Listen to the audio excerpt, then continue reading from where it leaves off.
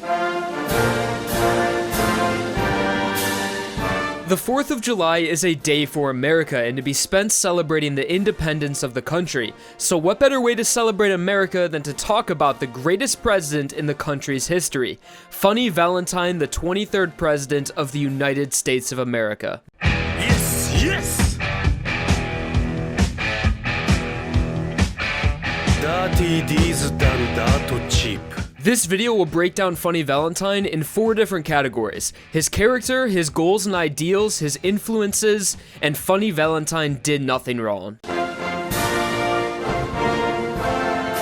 So we all know Funny Valentine was the president, but who was he before that and how did he eventually become president? Starting from the earliest we saw Valentine, he was just a child when he was visited by one of his father's war friends, who delivered the terrible news that Valentine's father was captured during the war and brutally tortured, which led him to take his own life in captivity to protect his country and not give any information. The man also gave young Valentine something his father kept hidden after being captured and something he cherished most. It was a handkerchief with Funny Valentine's birthday written on it. The man went into brutal detail about how his father gouged out his own eye to hide the handkerchief inside his empty eye socket so the enemy wouldn't find it. It was the only possession found with his body. And yes, this is a reference to Christopher Walken's scene in Pulp Fiction. Right, so he hid it. In one place he knew he could hide something, his ass. 5 long years he wore this watch. Up his ass. This story gave Valentine a great respect for his father and what he did for his country, and began Valentine's extreme nationalism.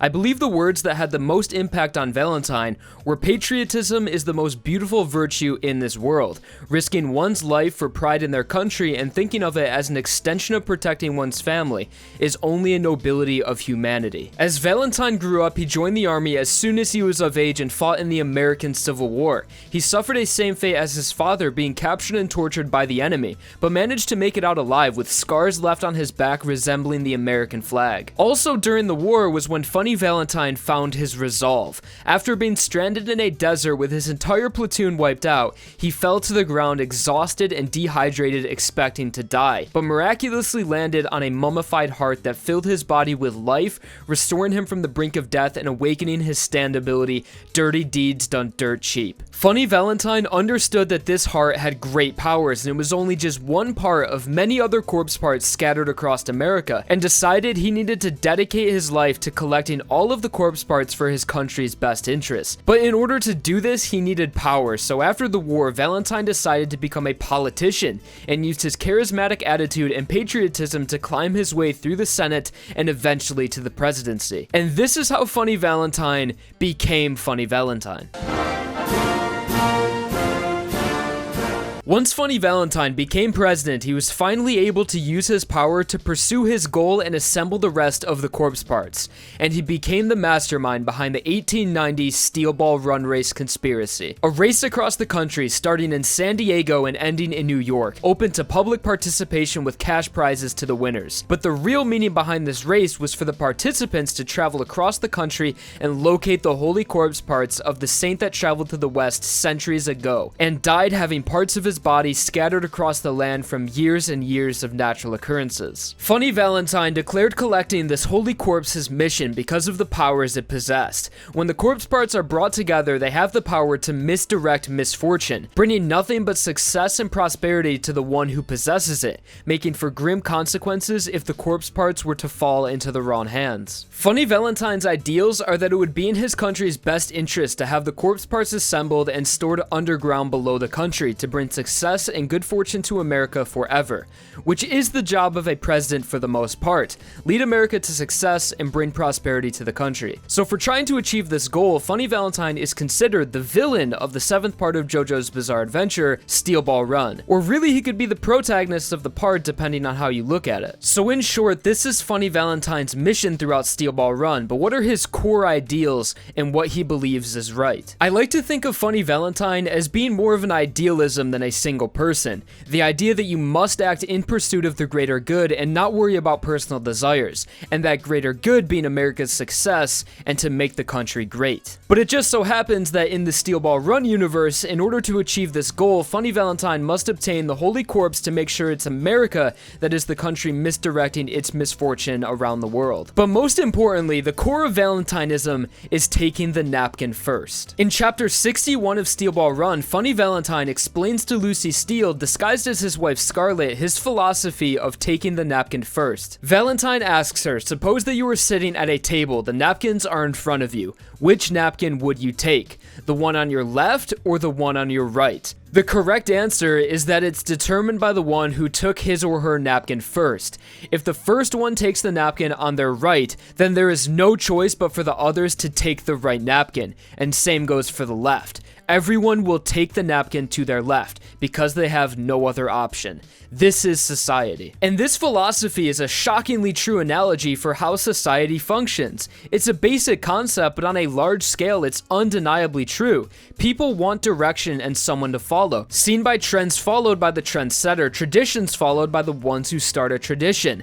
And this is something that makes Funny Valentine a truly unique villain. Rather than trying to change the way the world works and how people think, he found a way to take advantage of how the world works. And thus, Funny Valentine must be the one to take the napkin first, collect the corpse parts, and be the leader for his country and the rest of the world to follow. This is Funny Valentine's goals and ideals. On to Valentine's influences and what inspired his character. Hirohiko Araki said in an interview that he really liked the idea of a president going into the action and fighting after seeing the 1996 film Independence Day, resulting in a JoJo character being the president, having a stand, and being a main villain. This concept is also connected to the name of Valentine's stand, Dirty Deeds Done Dirt Cheap, in reference to the AC/DC seinen album. It's fairly self-explanatory. Valentine performs dirty deeds in order to achieve his goal, dirt cheap as in doing them himself. But unlike most musical references in the series, his stand's name reflects his character, but its ability reflects his namesake. D4C has the ability to access an infinite number of parallel worlds, all containing identical Funny Valentines that the original can bring into his world. Every Funny Valentine reflects the same philosophies and ideals as the original, making them indistinguishable. This allows Valentine to continue his mission even after death just by replacing himself with another him. And this attributes even more to his selfless nature, and his idea of what he wants to accomplish is much bigger than himself. This concept of multiple persons all performing the same act is inspired by their names, Funny Valentine. Didn't anyone ever think that's a strange name for a character? Well, Funny Valentine comes from the song My Funny Valentine, a song from 1937, and went on to become a jazz standard, appearing on over 1,300 albums, performed by over 600 artists and counting. If you just look up Funny Valentine, you'll see it performed by Eliza Fitzgerald, Frank Sinatra, Chet Baker, and more. Oh look, there's me. But it could be pretty difficult to track down the song's original performers. The original artists are Richard Rodgers, the composer, and Lorenz Hart, the lyricist, who wrote the song in 1937 and has gone on to live through the voices and hands of hundreds of artists since then, and will continue to live on forever. I really like this connection to Funny Valentine's character because of how directly it's presented and how it's different from most musical references, not just being inspired by lyrics or thematics. So from the movie Independence Day to AC/DC and classic jazz combined with Araki's creativity resulted in the character we know and should love today, Funny Valentine.